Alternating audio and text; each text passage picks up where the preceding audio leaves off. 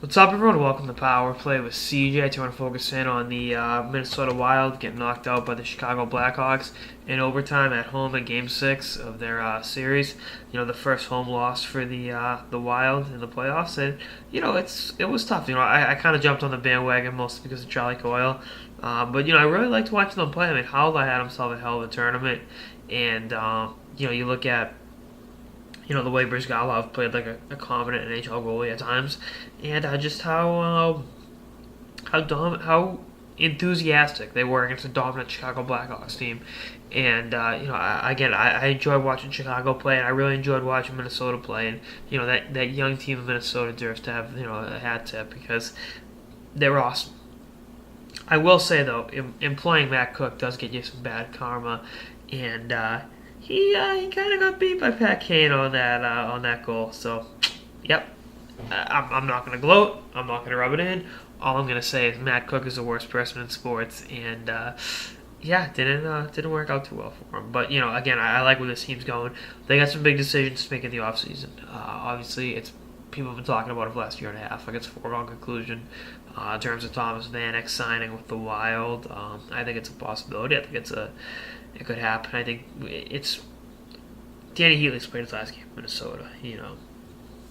So that cap room's opened up, but they're still going to be able to re-sign. Coyle, Gramlin, Brodin, guys like that that are critical to their rebuild, and or not even the rebuild. They're building blocks of the franchise in so many ways. You got Suter, Breeze, these huge contracts, which rightfully so. They're amazing players, but at the same time, you got to be confident. You have to be sure. What does Thomas Vanek make you as a team before you invest that kind of money in him and risk losing one of the aforementioned young players, because it's it could take a lot out of you to do it. Eat up a lot of cap room, and if you're going to move one of those guys going forward, what does that leave you as a franchise? But I think that the future's bright in Minnesota. They've learned from the mistakes of their past. And the fact they fleeced Niederreiter from the New York Islanders. I mean, they get 3 first-round picks in 2010 draft on their roster, and they're 3 very good players in Granlund, Niederreiter, and Coyle. And I think the team's going to continue to get better and continue to grow with one another. And they gotta be at the tip of the sword in terms of making smart front office decisions. Niederreiter's due for a new contract. I think they'll get him signed long term. Maybe give him a bridge deal.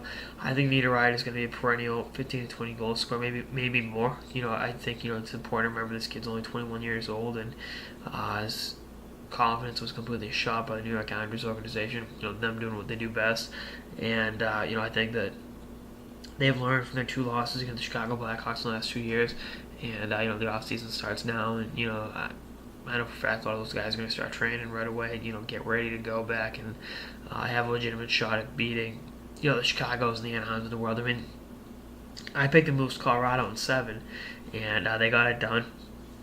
And, that teams like them in Colorado are going to be challenging the aforementioned Chicago Blackhawks, Anaheim Ducks, LA Kings, all those elite West Conference teams. These young teams are coming up and they're hungry. And, I think the adversity doesn't build character, it reveals it. And how are the young Minnesota Wild players going to react after losing the Chicago Blackhawks consecutive years in the playoffs in heartbreaking fashion at home in overtime in Game 6, this year? And I think a lot of them are going to use it as a positive thing and learn from it, and continue to get better and continue to come together as a team, and have a contender in Minnesota for a long time. I'm intrigued to see how they address the goaltending situation, but we'll see. We'll see what happens, and if they bring Tom Gilbert back, I don't know if they can with the new CBA and all that stuff, but that's something to watch. So Vanek watch. Gilbert maybe going back, and goaltending, and the contracts with the young players. So we'll see what happens with that. Anyway, that's all I got in this episode of the Power Play with CJ on the Minnesota Wild. What's next for the Minnesota Wild, I should say. Stay tuned for episodes throughout the season and beyond. Later, guys.